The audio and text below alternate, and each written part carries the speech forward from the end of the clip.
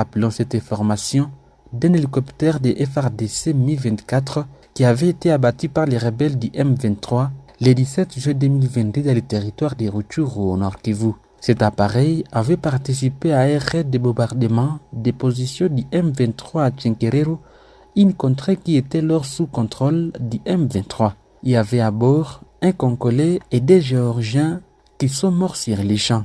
C'est après les crashs d'hélicoptères de l'armée que ces combattants ont utilisé leur arme RPG-7. Cependant, d'autres informations mettent à doute cette version des faits. Il s'agit du dernier rapport des experts de l'ONU qui atteste grâce aux différents témoignages oculaires de l'équipage de l'hélicoptère de la MONUSCO qui accompagnait celui du FARDC qu'une fumée blanche avait été aperçue avant que l'hélicoptère ne s'enflamme. Ainsi, les experts de l'ONU affirment que l'hélicoptère a été possiblement touché par un missile solaire, c'est-à-dire un type de système anti-aérien ou une mitrailleuse lourde. Par ailleurs, ces experts recommandent d'autres enquêtes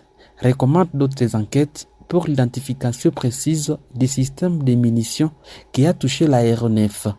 Ils précisent que les M23 n'ont pas encore à leur possession des systèmes anti-aériens selon la documentation sur les armes lourdes et légères que possèdent les M23. Ainsi, l'armée rwandaise est fortement soupçonnée d'avoir réalisé ou aidé à réaliser ces crashs. Notons que les conseils de sécurité de l'ONU ainsi que plusieurs pays occidentaux ont condamné les Rwandais pour ce soutien au mouvement terroriste du M23 et l'invitent à cesser d'agir de la sorte. Kigali, de son côté, a toujours réfuté ces accusations. Une attaque des miliciens Maï Maï a été déjouée par les forces armées de la République démocratique du Congo FARDC de la nuit de dimanche à ce lundi 9 janvier 2022 à Kibauta, un bloc du village de Biakato, à chefferie de Babila Babombi, à territoire de Mambasa. Nous sommes à l'est de la République démocratique du Congo, de la province de l'Ituri. C'est le Mumbere Kataliko Zefafi, activiste des droits de l'homme dans les territoires précités. Les civiques n'ont pas tardé à repousser chemin suite à la puissance des faits des forces loyalistes. À l'occasion, il appelle les jeunes de se solidariser avec tout milicier Maï Maï qui collabore avec les ADF. C'est une grande désolation de voir les jeunes prendre les armes sans autorisation de l'État. Par rapport à ce qui est arrivé à Kibaouta le dimanche, c'est une grâce de Dieu d'avoir des autorités militaires et nous avons des témoignages de leurs bonnes œuvres. Nous appelons la population à collaborer avec notre armée et conseiller à nos jeunes d'arrêter ces jets de prendre des armes, a souligné Mumbere Kataliko. Le village Kibauta est situé dans la chefferie de Babila Babombi, chef-lieu du territoire de Mambasa, province de l'Ituri. Cependant, au moins 5 personnes ont été tuées, plusieurs maisons y sont tuées et d'autres pillées de l'hôpital général de référence de Drodro dans des affrontements qui ont opposé dimanche 8 janvier une frange rétractaire de la milice coopérative pour le développement du Congo Codeco contre ceux du groupe Zaïre dans les entités de Drodro, Largui, Blukwa et dans les territoires d'Ntchougou dans la province de l'Ituri. Blukwa, 5 morts et blessés avec pillage de plusieurs billets des commerçants. Ils ont fait une coalition pour attaquer la paroisse catholique de Drodro. Là, ils ont pillé sérieusement les produits pharmaceutiques ainsi que d'autres billets de l'hôpital de Drodro. Ils sont passés au centre commercial de Largo où ils ont saccagé le centre. Ils ont tué sur place à Largo 7 personnes. Ngazba de la chefferie de Nord. Ils ont attaqué ce village où il y a aussi des incendies dont on ne connaît pas le nombre d'actes parce que les gens ne sont pas libres sur terrain. De là, ils sont passés dans le village Gessa où on a enregistré plusieurs maisons incendiées avec 4 personnes tuées.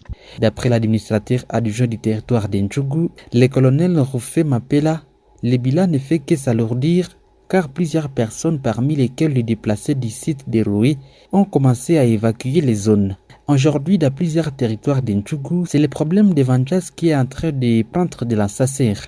D'après les informations à ma possession, on a retrouvé une personne morte, mais on me dit que cette personne-là est de telle communauté que je ne voudrais pas inventer ou dire les noms et que d'autres communautés cherchent à inventer, explique-t-il. Cependant, le colonel Rufé Mapela salue l'intervention des casques bleus de la MONUSCO et des forces armées de la République démocratique du Congo FARDC qui se sont interposés entre les deux camps rivaux pour limiter les dégâts.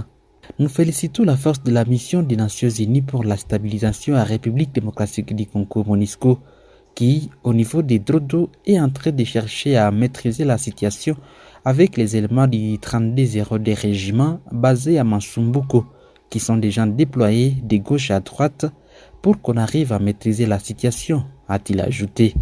Par ailleurs, il appelle les deux parties à l'apaisement et surtout à privilégier la voie pacifique pour résoudre leurs différends.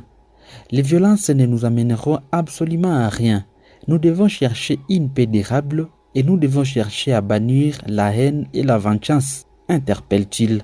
Il est à noter que le 4 janvier dernier, la milice de la Codeco avait été facilitée par la MONUSCO, l'armée de la République démocratique du Congo ainsi que les chefs coutumiers après avoir remis 18 otages dans la ville de Bunia. Mais plus d'une semaine avant, près de 32 personnes ont péri dans les affrontements qui ont opposé les mêmes groupes armés dans les chefferies des Agnals et de Walendouati à territoire de Mahagi. Cependant, Madame Messieurs, pour rappel, dans ce dernier rapport sur la situation sécuritaire dans l'Est de la République démocratique du Congo, les groupes d'experts des Nations Unies se penchent sur une série d'événements qui ont marqué 2022. Il revient par exemple sur l'attaque le 10 août par les ADF de la prison de Kakwankura à Butembo au Nord Kivu. Ces jours-là, plus de 800 détenus s'étaient évadés. Il n'y avait pas que des combattants ADF parmi les évadés, mais également des populations civiles. L'attaque a commencé vers 2 heures du matin après l'entrée d'environ 80 combattants ADF dans la ville de Butembo. Ils sont arrivés dans la ville en venant de la direction des cas de Moualika et ils ont attaqué d'autres cibles autour de la prison pour détourner l'attention. Selon le groupe d'experts des Nations Unies, armés de fusils d'assaut de type AK-47 et des mitrailleuses PKM, ils ont ouvert les portes avec une tronçonneuse comme ils l'avaient fait pendant l'évasion de Kangwai et ont précipité tous les détenus hors du bâtiment de la prison à 15 minutes environ. Selon les experts de l'ONU, il s'agissait du 3e recrutement massif de ces mouvements terroristes au cours des 2 dernières années. Avant cette attaque spectaculaire, il y avait l'opération visant en octobre 2020 la prison de Kangwai. Il y a eu ensuite le recrutement des jeunes Hutus dans la province de l'Ituri. Les ADF se sont spécialisés dans les attaques des maisons carcérales ces dernières années. À part Kakwankura à Butembo, Kangwai à Beni, il y a eu également en février 2022 l'attaque contre la prison de Nobili. Plusieurs semaines avant l'attaque de la prison de Kakwankura, les groupes d'experts renseignent que des sources de sécurité et de renseignement avaient prévenu les autorités de Beni d'une éventuelle attaque contre la prison de Kangwai. En conséquence, plusieurs détenus des ADF ont été transférés à Kinshasa et la sécurité de la prison renforcée, expliquent ces experts qui ajoutent que c'est peut-être la raison qui a finalement poussé les ADF à faire de la prison de Butembo leur cible. Dans la province du Sud Kivu, près de 10 bastions des groupes armés du Sud Kivu ont été récupérés en 2022 par les forces armées de la République démocratique du Congo FARDC sur différents fronts, a affirmé mardi à Uvira les porte-parole du secteur opérationnel Sokola 2. Pour finir, Madame, Messieurs, merci de nous suivre sur Afro et Foudissa 43. N'hésitez pas à partager nos vidéos et surtout de nous laisser votre commentaire. Je suis Richard Maliro Kakule. Je t'arrive depuis Butembo pour Afro et Foudissa 43.